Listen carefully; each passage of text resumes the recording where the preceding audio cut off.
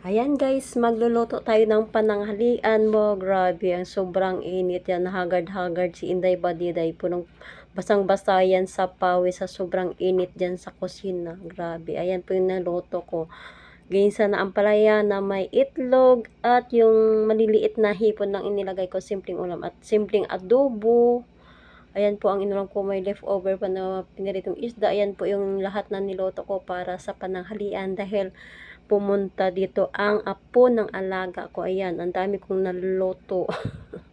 Ay, grabe, sobrang init. Pagkatapos kong magluto yan, dyan naman ako pagkahapon sa labas, nagtambay-tambay, nagpapahangin-hangin dahil sa sobrang init sa loob ng bahay. Kahit alas 7 na po yan ng gabi. Pero sobrang liwanag pa. Ayan, tinuturo ko lang yan dyan ang highway. Sa baba ay dagat. Yan, sa harap ng bahay namin ay bundok. At sa baba na yan ay puro mga tanim na mga puro prutas na mga atis yan. Tamang tambay lang sa labas habang nagaantay ng truck na dumaan ng basura. Ayan po. Yan. Konting tambay lang, pahangin-hangin, nakalaghap sa malamig na hangin dahil sa sobrang init. Ay, araw-araw hagard si Inday Badiday sa sobrang init ng panahon dito sa probinsya ng Taiwan.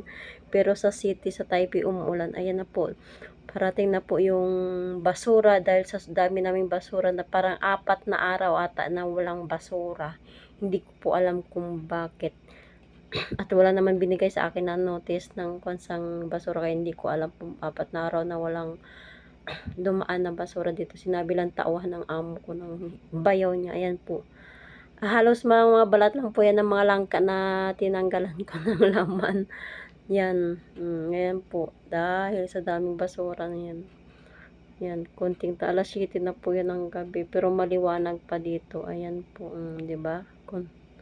Ayan lang po. Ipa-subscribe naman po. Salamat.